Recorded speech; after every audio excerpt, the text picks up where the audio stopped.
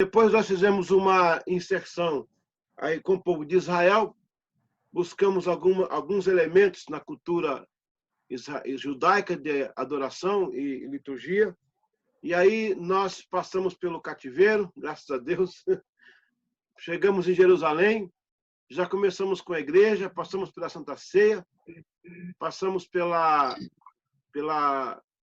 cenáculo, e eu mandei até para vocês um ADA, dando um detalhe muito rico do cenáculo daquela ocasião. Aí nós entramos na era patrística, na era patróloga. Nós vamos caminhar agora um pouquinho mais à frente. Vamos pegar agora um centro urbano bem movimentado. Nós vamos chegar agora no local, vamos passar um pouquinho aí a Idade Média, vamos entrar na Idade Moderna e entender um pouquinho da liturgia nesse contexto. A gente vai sair da Idade Moderna, partir para a nossa liturgia wesleyana. E o final, vamos fazer um balanço com a liturgia atual. Muito bem. Outra coisa que eu queria colocar para vocês é que, como nós somos de matriz wesleyana, nós vamos gastar um tempinho com os anglicanos, um pouquinho só, porque é de lá que a gente vem, não tem como. Nós viemos de lá e não tem jeito de sair, né? Então, vamos ler um pouquinho sobre isso, ver um pouquinho sobre isso também. A aula hoje vai ser a 11 e a 12, as práticas do culto nas diversas eras da história, e eu creio que a próxima já vai ser começando com a liturgia wesleyana. Que tem Amém. Tá bom? Então vamos lá, a prática do culto nas diversas eras da história. A aula 11, da parte 3. Deixa eu pôr aqui, e aí, ó. Aqui, né? Aqui. Aí. O culto na igreja, a música na igreja da Idade Média. Deixa eu pôr aqui agora. Ok? Logo após a Era Antiga, a igreja agora, denominada católica, não era o único movimento cristão. Paralelamente, existiam outros grupos de cristãos que se desenvolviam na história. O caso do montanismo, por exemplo, que, tirando os exageros, foi um movimento que evidenciou os dons do Espírito Santo, com profecia, etc. No entanto, a música foi sempre peculiar ao cristianismo.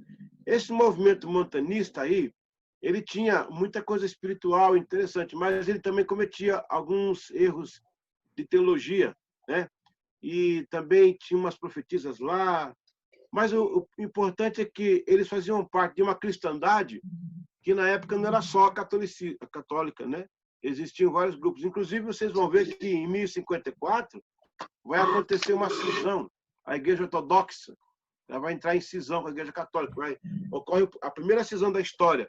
É onde vai estar os patriarcas, né? Lá na Igreja de Constantinopla, a ortodoxa grega também, todo esse pessoal aí daquela parte do Oriente. Eu estive lá em Constantinopla. Constantinopla, que foi antigamente Bizas, né? No tempo do Império Romano, ela passou a ser Bizâncio, né? E depois passou a Constantinopla, em homenagem a Constantino. Foi Teodósio I que sagrou a cidade como Constantinopla, mas o Constantino nunca ouviu essa frase, essa palavra, ele nunca viu. Foi uma homenagem, foi dada para ele depois, ele já está até morto já. Mas colocaram isso aí. Então, a Constantinopla passou a ser a sede do Império Romano numa época e também do Império Bizantino. Eu acho que eu tenho aqui atrás de mim um copo bizantino. É bom ter aula aqui no meu laboratório, porque já... Aqui tem de tudo. Aqui eu tenho um copo bizantino. Esse copo é bizantino. Ele é do tempo de Jesus. Quer dizer, não, ele é mais novo. Eu comprei lá em Israel. Você vai entender a arte bizantina pelo mosaico deles, pela forma deles deixarem a cultura deles impregnada nos desenhos. E cada desenho desse, eles têm uma mensagem aqui, que eu não posso ler agora, a gente está noutra aula, mas se fosse aula de história do cristianismo, eu podia falar alguma coisa. Os bizantinos, eles usavam como base da doutrina deles, porque o bizantino vem de Bizâncios, lá de Bizas, que é Constantinopla, que é ali, né, onde é Istambul hoje, na verdade. Istambul hoje era Constantinopla. Eu estive lá. Quando eu falei que eu estive em Constantinopla, Meu caminho certo ficou... Não, é Istambul. Ok. Eles tinham um processo octogonal. Por quê? Porque nas bem-aventuranças de Jesus, existem 8 bem-aventuranças lá. E em cima daquela bem-aventurança, eles fizeram a arquitetura. Você pode ver que as igrejas de matriz bizantina, elas são todas, a maioria é octogonal, porque aponta para as 8 bem-aventuranças que tem ali em Mateus 5, né? A própria igreja, a mesquita da Doma da Rocha, a mesquita dourada, não é? Ela é octogonal. Eu já falei isso na outra aula para vocês, que os árabes usam um templo cristão, né? Para adorar lá, olha lá. Isso aqui é uma cultura bizantina. Então, esse povo já existia aí, a igreja católica não estava sozinha, mas em todos os movimentos que você entender como igreja, eles possuíam a música. A música está dentro do contexto deles lá. Acho que eu voltei aqui. Tá. O que aconteceu aqui? É aqui, né? Ok. Em 313, com a aproximação do imperador Constantino à igreja, agora está mais perto do Estado. Assim, a liberdade musical foi bem mais ampla. Teodósio vem logo em seguida e reforça a igreja com o Edito de Tessalônica. Agora era oficial do Estado. E perseguia agora os pagãos. Tudo agora ficou ao contrário. Assim, a liberdade inaugura uma época de expansão em tudo, na construção dos templos, capelas, como também na liturgia musical. Entenda bem agora, o Teodósio, ele é depois de Constantino. O Constantino, ele vai fazer uma aliança com a igreja, naquele concílio de Nicéia. Então, a igreja começa agora a ser reconhecida pelo Estado. E com Teodósio agora, é incrível, porque agora a igreja começa a perseguir os pagãos. Antigamente a igreja era perseguida, era morta, agora eles começam a perseguir os pagãos. Dá para entender? Um fato aqui interessante sobre Teodósio ainda, ele vai provocar essa oficialização da igreja em Estado, né? E quem desobedece o que ele fala, ele manda matar em nome de Deus. Ele chegou em Tessalônica e o pessoal encontrou lá, havia um problema lá em Tessalônica de um rapaz que era homoafetivo lá, homossexual. Então, pela lei, inclusive a lei do Estado romano era contra essa prática, né? Incrível isso, né? Eles tinham os banhos romanos lá, mas eram contra. Era uma hipocrisia, né? Porque eram contra, uma lei contra, mas na prática não era. E aí também tinha a questão da igreja, que era também contra. O Teodósio me chega em Tessalônica, ele pega e mata um monte de gente lá por causa disso aí. Ele matou. Opa, tá chegando aqui um leitinho quente para nós aqui, ó. Uhul. O Teodósio, ele mata muita gente por causa disso. E agora vocês vão agora se segurar nas suas cadeiras agora. O Teodósio mata esse monte de gente e vai para lá na época era Ambrósio, que era o líder da igreja. Ele vai lá para orar, né? Pedir perdão, sei lá. O que aconteceu? O Agostinho, aquele famoso Agostinho, ele peitou o imperador na porta da igreja. O imperador. O Agostinho peitou, tem até uma fotografia. Fotografia não, tem um desenho, né? Lembrando. O Agostinho de Hipona, aquele advogado que tornou-se um grande teólogo, ele mandou que o imperador não entrasse na igreja por causa das mortes que ele tinha praticado. E o imperador, gente, escuta aí, ele se ajoelhou e pediu perdão na porta da igreja, diante de Ambrósio e de Agostinho. Esse acontecimento, ali no século V, aí abriu um precedente para a igreja. Nesse momento, a igreja sente que ela tem poder. Tá vendo? Ela tem poder sobre o imperador. Aí, isso vai crescer até chegar ao século IX, quando a igreja vai ficar sacrossanta, com a presença do Carlos Magno. Entendeu? Olha só que interessante isso. Então, a coisa mudou completamente. Agora vamos ver o culto no Renascimento. Bom, ainda um pouquinho sobre o culto da era antiga. Nós vamos ter, na liturgia não muda muita coisa. Por quê? O próprio Ambrósio, né, o Inâncio, aqueles outros lá, eles vão, Hipólito, eles vão segurar praticamente aquela liturgia que a igreja primitiva usava. Mas, com o evento da abertura para os povos, pelo Concílio de Nicéia, sim, a igreja vai receber algumas coisas novas na liturgia que não existia. Mas agora, esse período aqui, que vai ser um período interessante. Nesse período aqui, que a música a liturgia vai sofrer uma grande influência de fora. Vai até sair fora do plano de Deus, né? Então, o culto no Renascimento, século XV e século XVI. O que é o Renascimento, gente? Eu sei que vocês já fizeram a sexta série, então deve lembrar. O Renascimento é um movimento cultural, artístico, que começa a surgir logo após a queda do Império Romano no Oriente, que lá em 1453, começa a surgir esse movimento aí para dar sentido de novo às artes, à pintura, à música, tudo que a Igreja Católica, no seu período de trevas, ela abafou, agora o Renascimento está trazendo para fora. Isso vai ter um reflexo bem forte em cima da cultura que eu falo assim, da pintura, da música, das artes cênicas. De um modo geral, o mundo inteiro começa a ganhar com esse movimento. O único problema que esse movimento vai ter é com o liberalismo, né? Deus começa a não ser mais o centro da atenção. Aí vai nascer, essa época aí vai nascer o Erasmo de Rotterdam. Quem que é Erasmo de Rotterdam? Erasmo de Rotterdam é o pai do humanismo. O humanismo que ele defende não é o humanismo de hoje, não, esse pós-modernismo que está aí, não. É o humanismo do pensamento crítico. Ele diz assim, bom, por 1000 anos, a Igreja Católica mandou e desmandou, falou e desfalou, fez e desfez, mas eu posso criticar, eu posso fazer um contraponto. Então, essa questão, por exemplo, que o Papa tem o poder da Igreja, o Império é o poder temporal, a Igreja é o poder eterno, ele de certa forma, ele criticava isso. Isso vai ser também algo que vai ser evidenciado por John Wycliffe, na Inglaterra, quando ele critica a supremacia católica. Então, esse século aí, ele abre esse monte de gente corajosa para começar a falar. Aí daí vai nascer o iluminismo, né? Vai vir várias...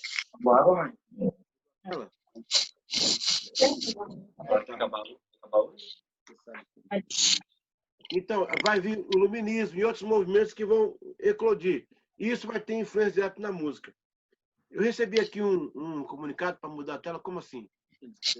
Assim? Olha.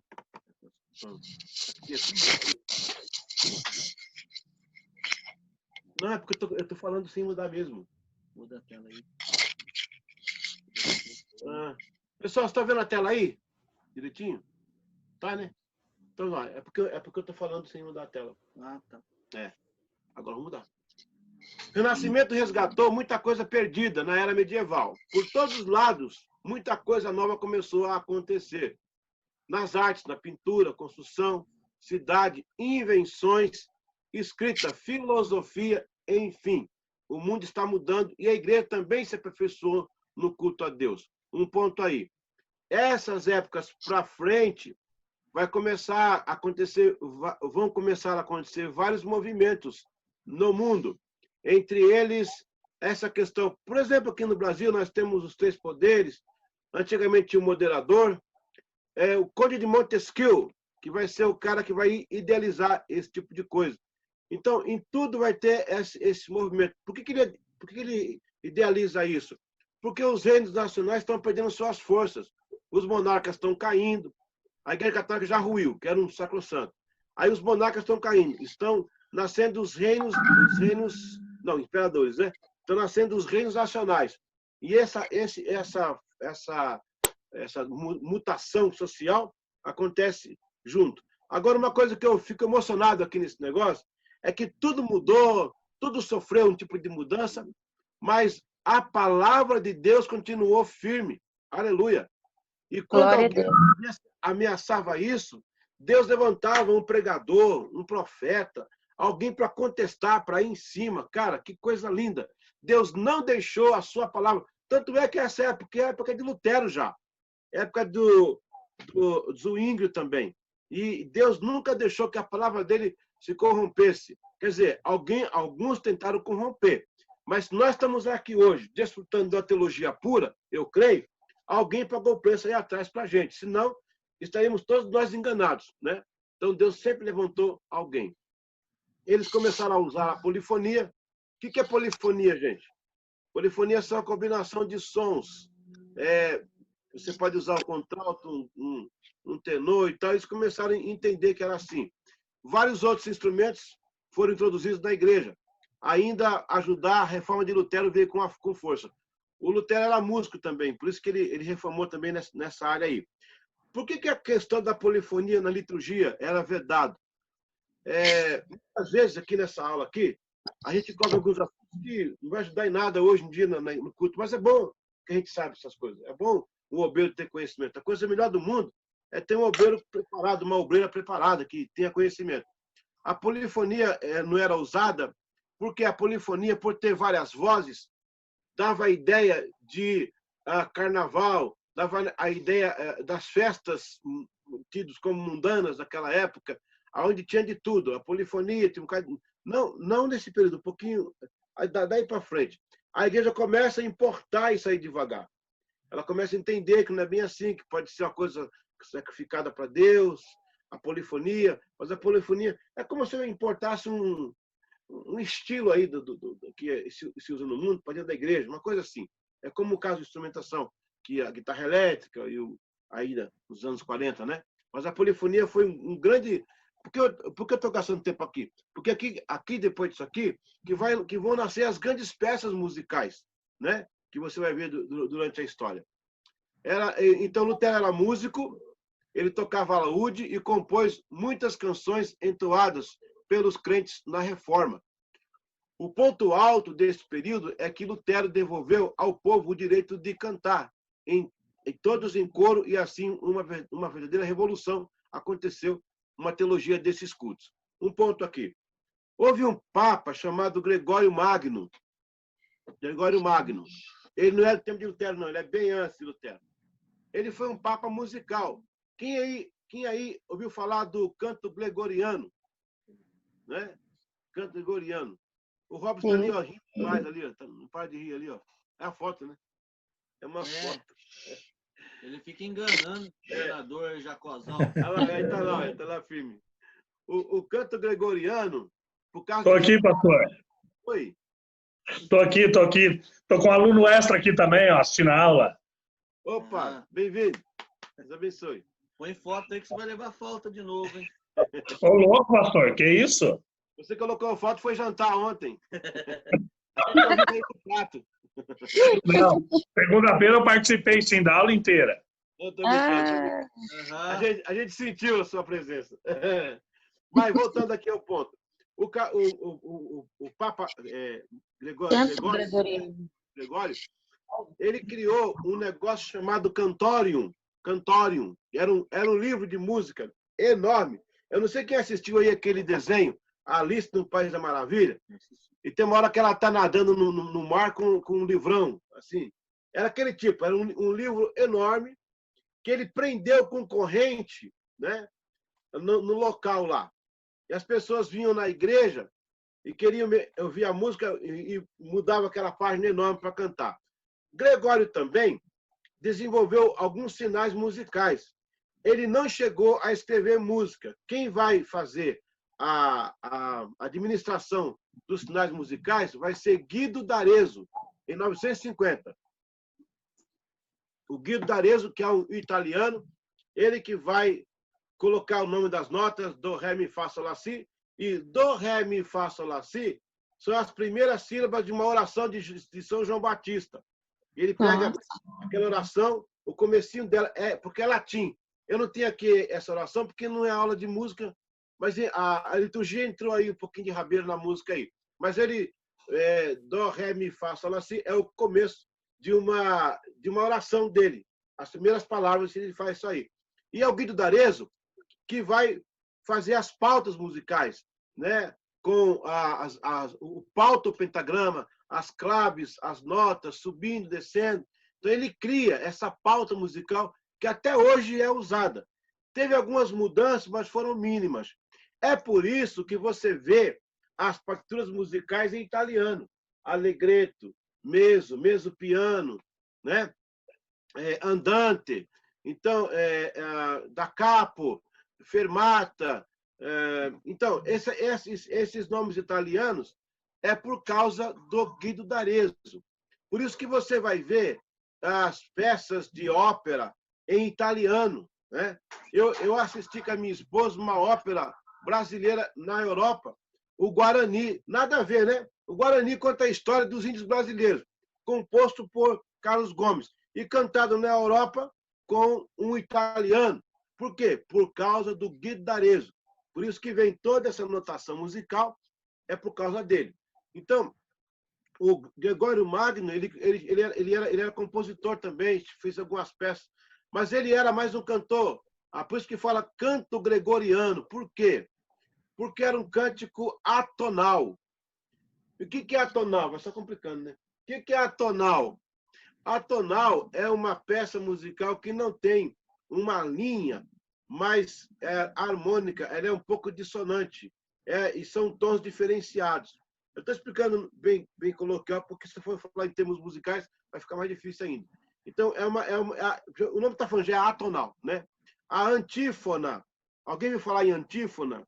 Antífona é o espaço curto entre duas leituras, é um cântico curto entre duas leituras. Então, a pessoa leu lá ou um versículo, ou leu um pedaço de uma carta apostólica, ou leu alguma coisa ligada à liturgia, aí vai ler de novo, aí faz um pedaço cantado, né? Sei lá, e aí canta esse pedacinho curto e começa uma outra homilia, ou uma outra leitura. Isso aí chama-se antífona, por isso que tem esse nome de antífona. Então a igreja chega agora num processo em que a liturgia vai ser agora um ponto bem profundo, vai ser a música. É nesse momento que a liturgia começa a ter uma presença musical muito forte mesmo, por causa das culturas que vieram chegando, né, incorporando a igreja. Ainda um outro fator predominante foi que o povo começou a cantar em sua própria língua, não mais o latim, que quase ninguém entendia. Isso trouxe esperança ao povo. Agora o povo tinha o privilégio de, na sua língua, entoar um hino, né? Inclusive Lutero, né? Fez muitas músicas assim, aquela música Castelo Forte, é Nosso Deus, e Lutero é uma delas. Então, o povo começa a cantar no seu próprio idioma. Isso muda completamente. Por que muda, gente? Porque na liturgia que nós estamos falando, era mais o presidente que fazia as coisas. O povo só entrava com amém, uma oração, e lá no final um cântico. Agora não, agora tinha uma coisa com polifonia, agora tinha música escrita, agora a coisa mudou completamente e a igreja vai se tornar quase igual temos hoje. 70% do culto é música, ou 60%. Às vezes tem igreja aí que tem até muito mais. Eu já preguei, eu viajo o mundo inteiro pregando, eu cansei de estar numa igreja que os caras cantaram 1h30, 1h50, e me deu 10 minutos para a palavra.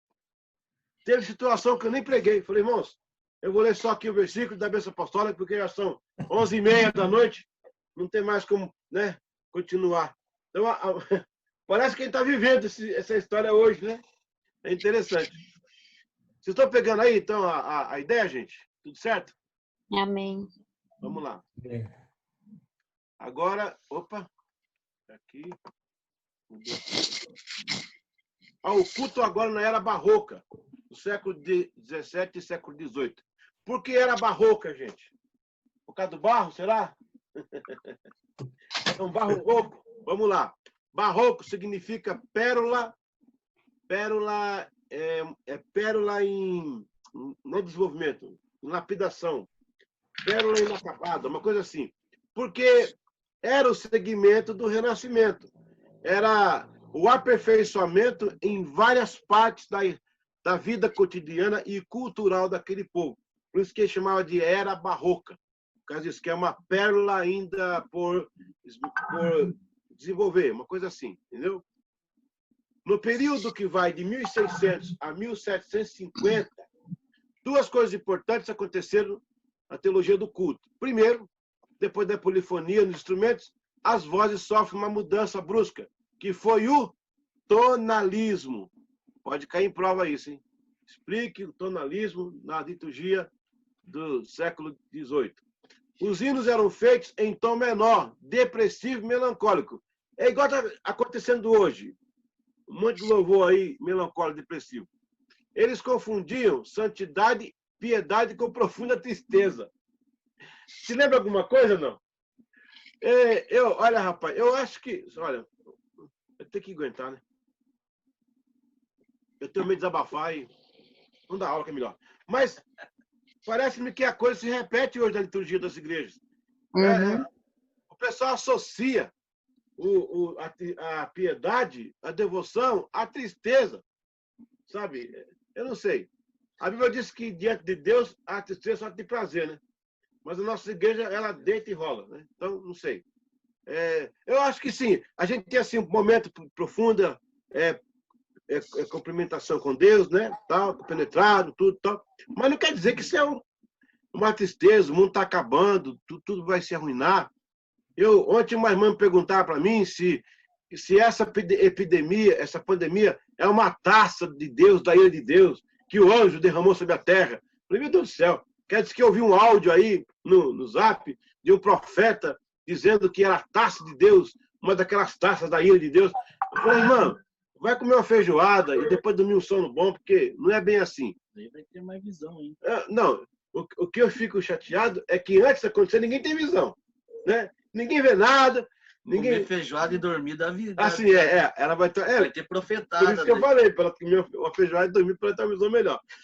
Então, isso acontece. Nessa época aí, ó, já acontecia essa ligação da tonalidade com a devoção, que não era, né? Agora, os hinos seriam compostos em tom maior. E isso foi uma revolução. A música ficou mais animada. O próprio Lutero compõe o Castelo Forte em tom maior. O tom maior dá o tom da alegria. Até você tem um violão, tem? Pegou. Então, queria mostrar para vocês alguma coisa aqui. Então, perdeu. Outra mudança foi inserir na teologia do culto a refutação, as questões filosóficas e o materialismo e o humanismo. Agora um ponto aí. Nesse caso, a liturgia foi maculada, pastor Denner. Por quê? Até então, o púlpito era um local estritamente da palavra de Deus, né? É isso, pastor Charles, que a gente está tentando trazer de volta hoje para os púlpitos, a palavra de Deus. Amém. Mas, nessa época aí, não só a mudança litúrgica no louvor, mas também na homilia. Porque as questões de refutação, teologia, filosofia, materialismo e humanismo começaram a aderir à igreja.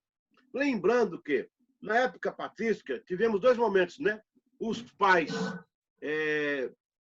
apologéticos, né? E os pais polêmicos, os polemistas, né? Eram os apologetas e os polemistas. Mas deixa estar que a apologia e os polemistas eram dentro do campo da teologia. Um pouquinho lá de filosofia, com o caso do próprio Agostinho, né? Mas não como nessa época aí, porque nessa época o materialismo entrou de vez. Aí vai ter o dualismo, vai ter o teísmo aberto, seria uma outra aula, mas de certa forma atinge a liturgia. Uma época em que a corrente de filósofos questionava a Deus, a igreja, o céu e o inferno, o bem e o mal.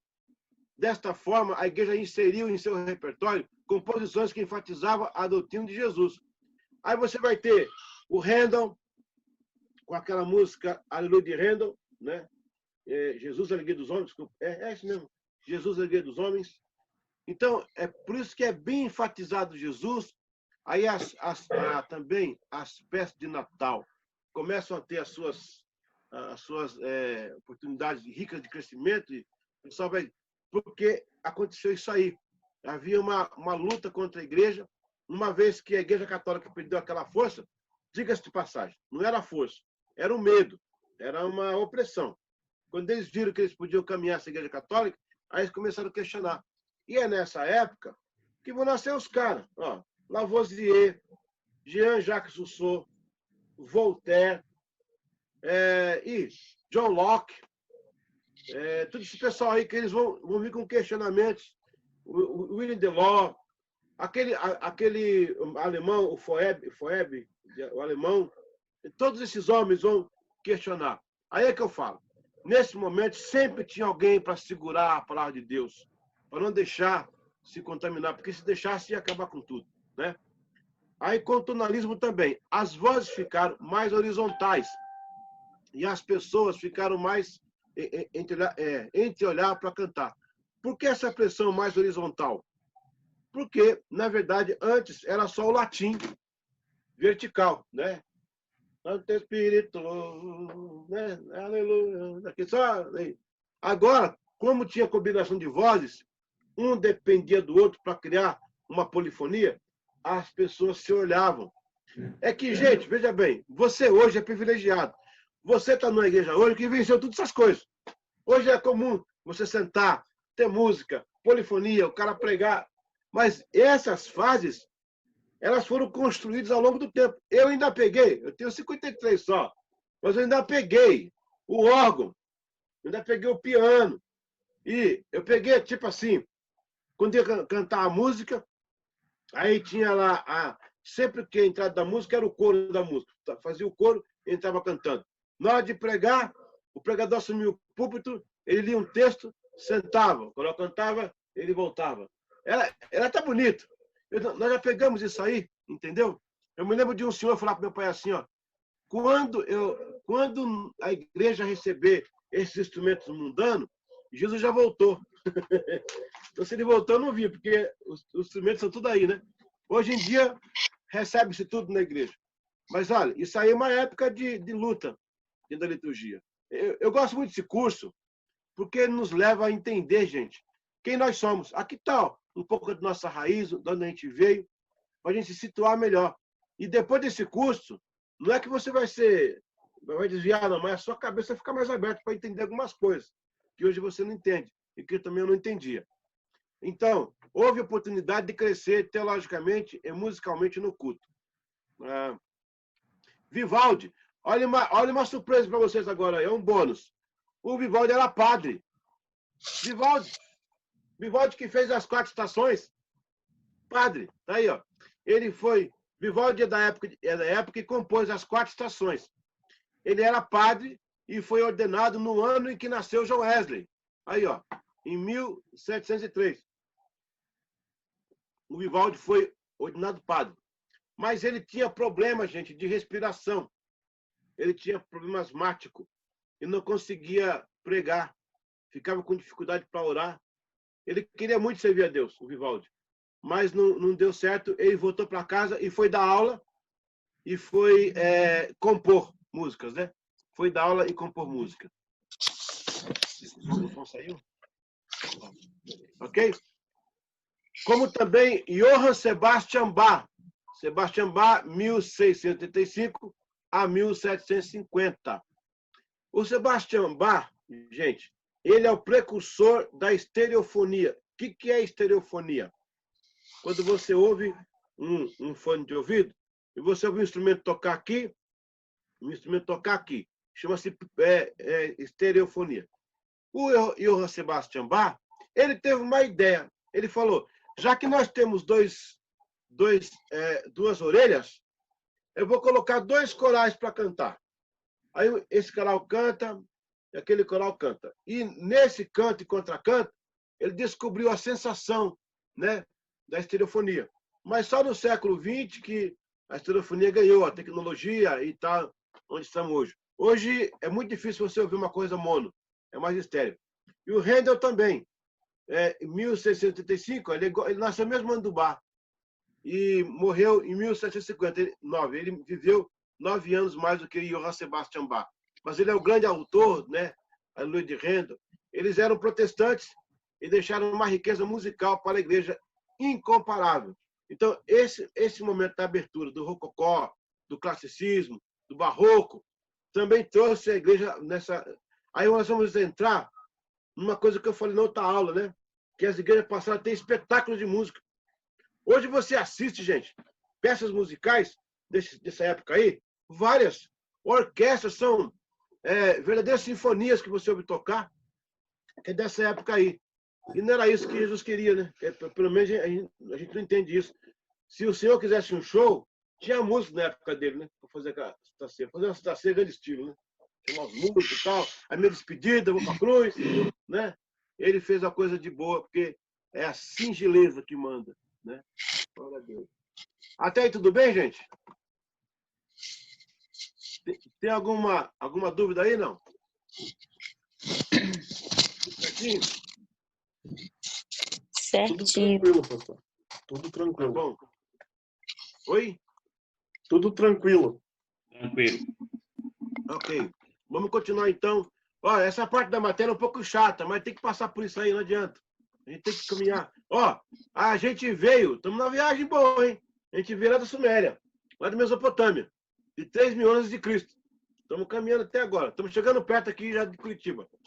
Daqui a pouquinho estamos em Curitiba. Estamos chegando. O culto no classicismo, século XVI.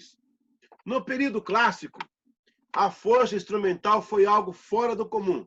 Nesta época, o instrumental, tido como secundário, avançou e ficou mais importante que a música vocal. Foi o grande nascimento das orquestras sinfônicas. Os concertos eram verdadeiros momentos sacros. Gente, por que a palavra filarmônica? Quem já viu essa palavra filarmônica?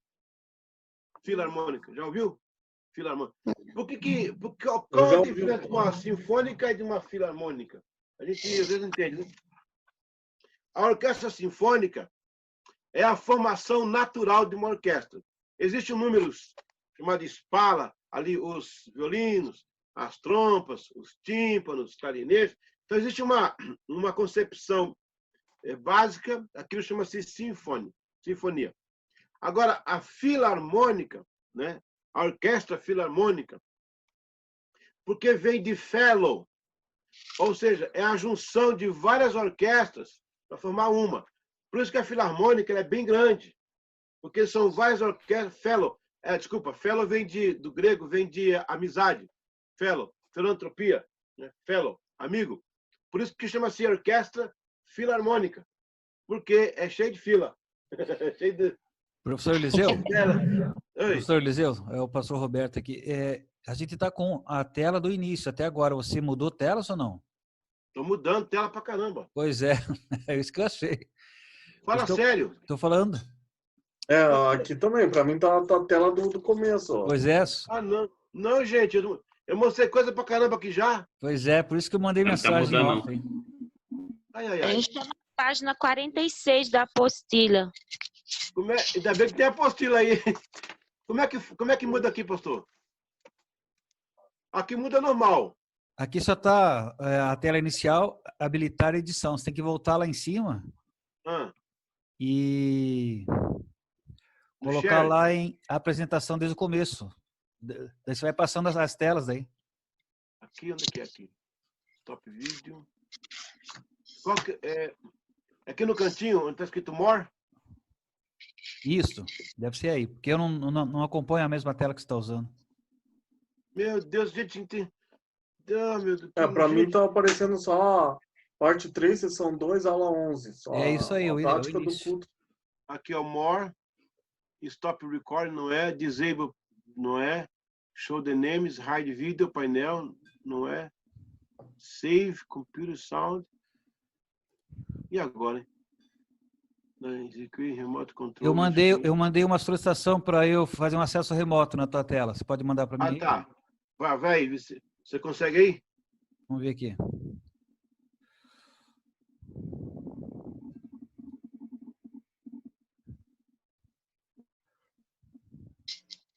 Agora pegou os caras aí, ó.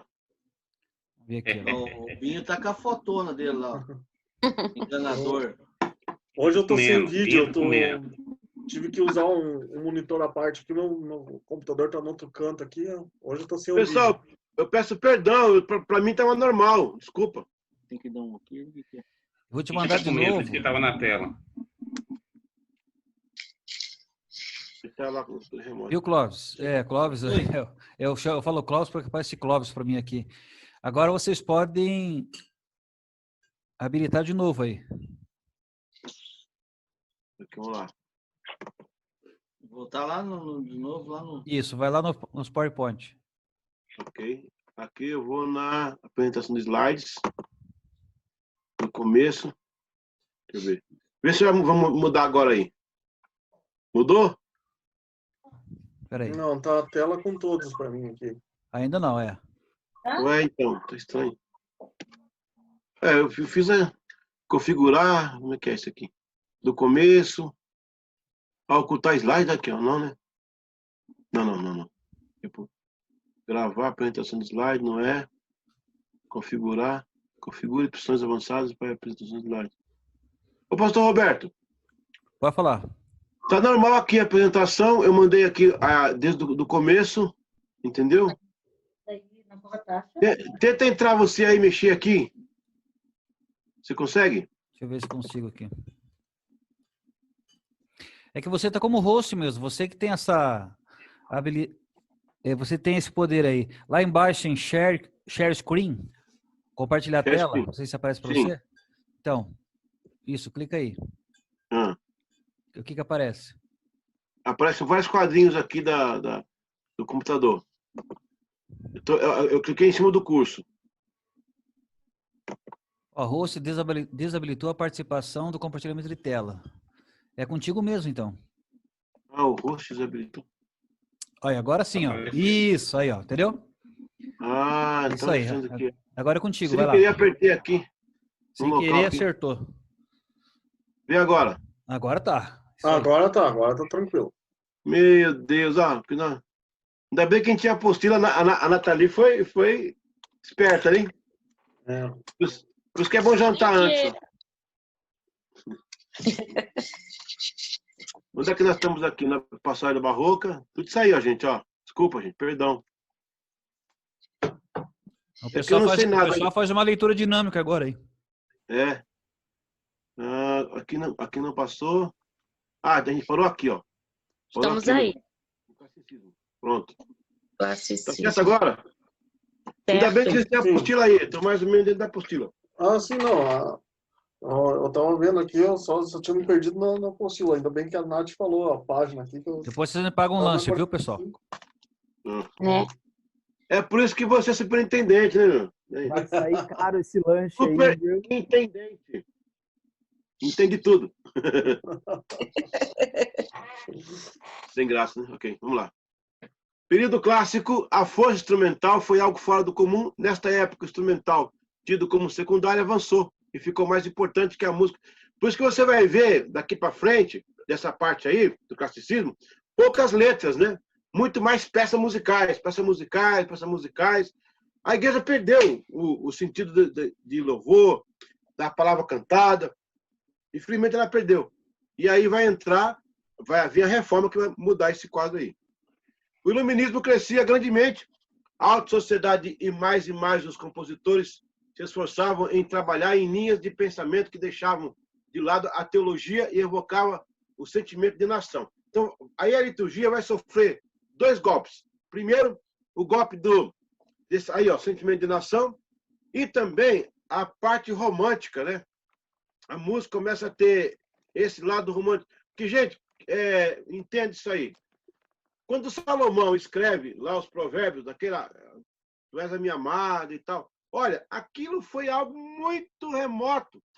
Algumas poesias amorosas existiam, não na proporção que vai acontecer agora aí nesse século, né? Que é o que a gente vive hoje. Na liturgia de hoje, tem música que você canta aí que dá para você dançar na igreja. Só falta falar ela. Tira Jesus.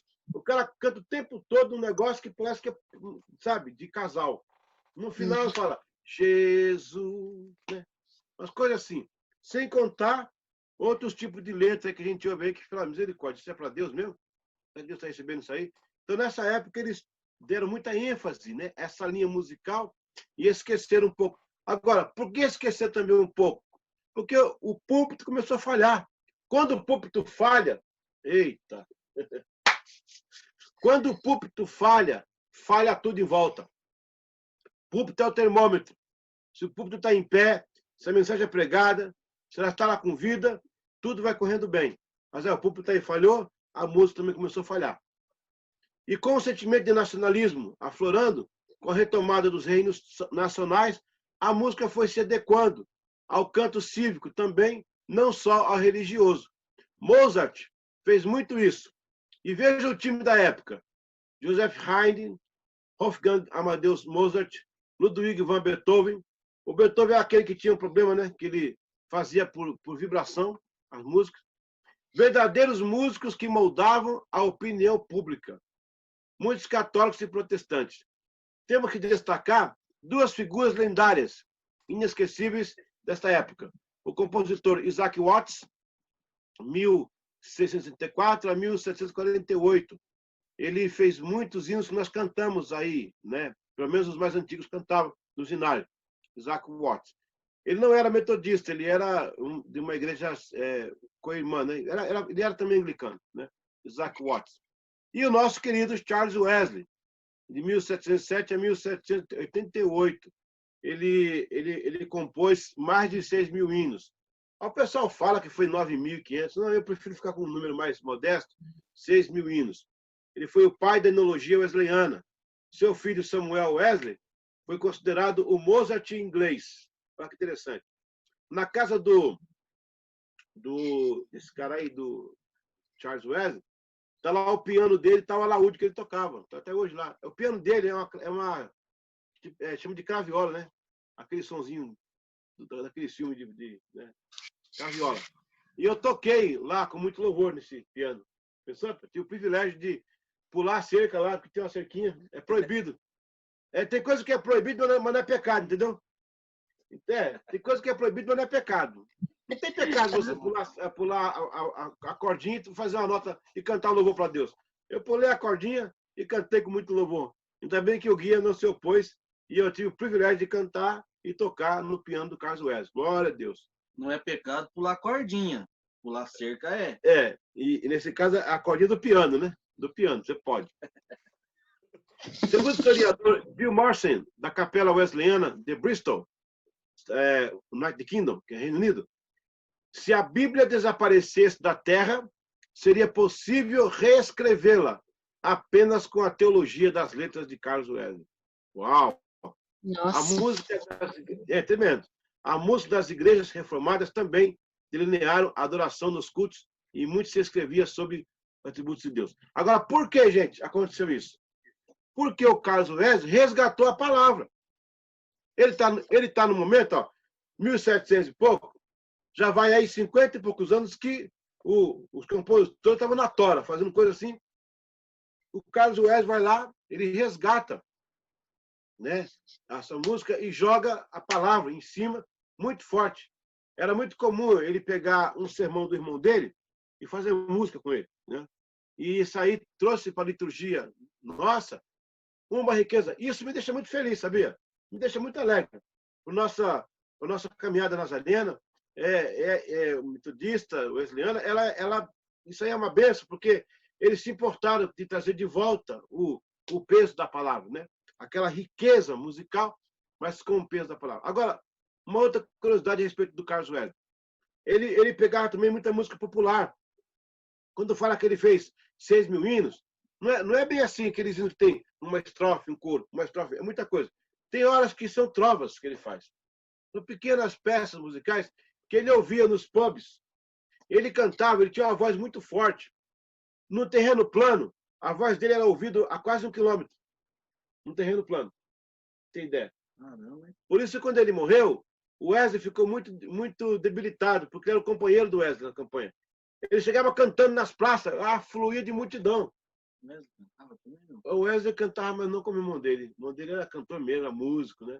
O Wesley fez algumas coisas com ele, algumas composições. Mas não era músico. Não, assim que eu saiba, não. Mas ele conhecia bem, né? A musicalidade. Mas o irmão dele, apesar que o irmão dele não escrevia pauta. Quem escrevia era a mulher, a Sarah Gwynne. A Sarah Gwynne, ela que escrevia as músicas para o Carlos Wesley. Ele falava assim, bem, eu tô com essa música aqui, lá, lá, lá, lá, lá. Escrevia. Eis os anjos, a harmonia, o nosso Redentor nasceu. É dele essa música, né? Aquela, Cristo já ressuscitou, Carlos Wesley. É dele também. Aquela, sem merecer o que ganhei, o sangue puro do Salvador. É dele também. Aquela, Fala lá, lá, lá, lá, lá, lá, lá. É dele também. Tem muita música. A gente que está pecando e não cantar a música dele. Né? Eu tô trabalhando para levantar aí uns cânticos do Carlos Wesley para a gente voltar a cantar nas igrejas. Né? Fora a pureza musical e a profundidade teológica que tinha. As músicas dele chegam a dizer o seguinte, ó. Deus não te salva pelo que você foi, mas pelo que você vai ser. Olha. Ou seja, quando Deus me salva, não é para falar assim, ó, vou te salvar porque você foi maconheiro, porque você foi mentiroso, porque você foi assassino. Não. Deus te salvou não pelo que você foi, mas pela bênção que você vai ser na mão dele. Amém. Isso muda, gente, o contexto da mensagem, não é? Isso muda. Deus vai me salvar por aquilo que eu posso oferecer ao reino de Deus, né? Não pelas minhas mazelas, mas por aquilo que eu tenho em mim, que eu posso abençoar o reino. Aleluia, glória a Deus por isso, né? Ok.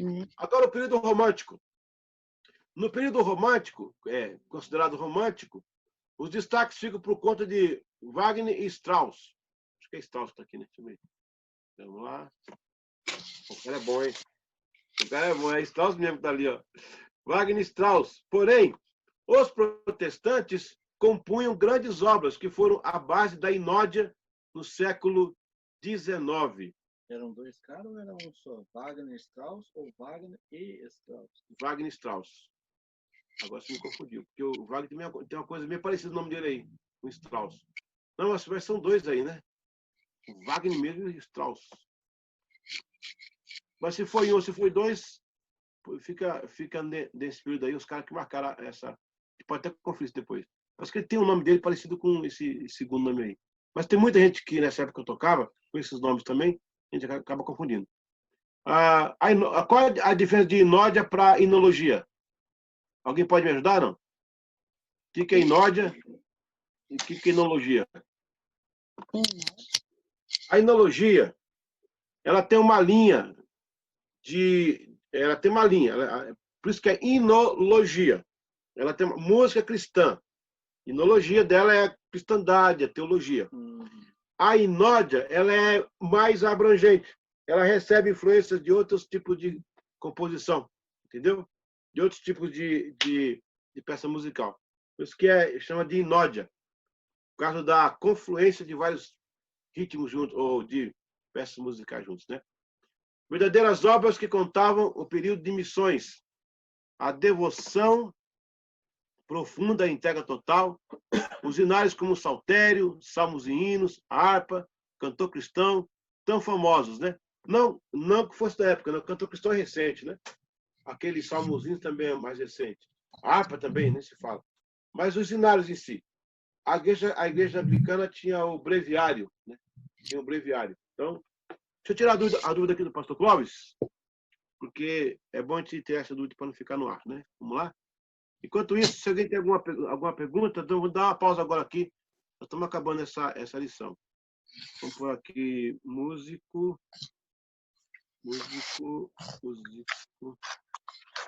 Wagner,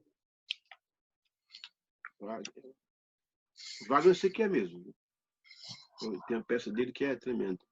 Ó, músico alemão, o Wagner. Vamos lá. Esse é ele mesmo. Não, Richard Wagner.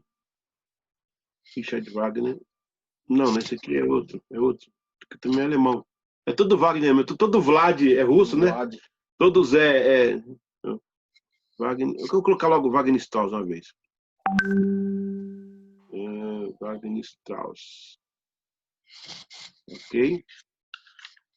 Strauss. Não, são dois. Strauss and Wagner. São dois. Então tá certo. Wagner was reinforced when Strauss met Alexander Ritter in Mannheim in 1885. The latter was the first violinist in Ok. Então, o Strauss. Mr. Wagner. Não, o Strauss ali tá certo. Então tá certo ali mesmo. O Wagner é um e o Strauss é outro. Aqui está dizendo também que o Strauss, Wagner, Strauss, quando eles tinham uma aproximação, é da mesma época. O Strauss nunca escondeu que seus compositores favoritos eram Wagner e Mozart. Então então tá certinho. Então, graças a Deus. Amém. E que o Sebastião Bach, ele era gaúcho, né? Bate, né? Ele era gaúcho. Sem graça. Ok. Ok, pessoal. A gente parou aí. Alguém quer comentar alguma coisa, fazer alguma pergunta? Pastor Cláudio, foi essa aqui agora do Wagner, acabamos de sanar aqui a resposta, a pergunta, né? Mas alguma coisa que você queira comentar aí? O que você achou dessa mutação? O que você encontrou de diferente entre a música lá da antiguidade dos patrísticos, né? Agora com a Idade Média e também a Idade Contemporânea, moderna? O que vocês veem nisso aí? Parece que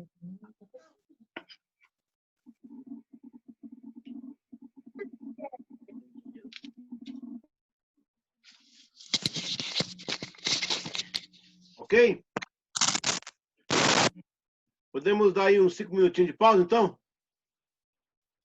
Ok, pastor. Ok. Vamos lá, então agora são...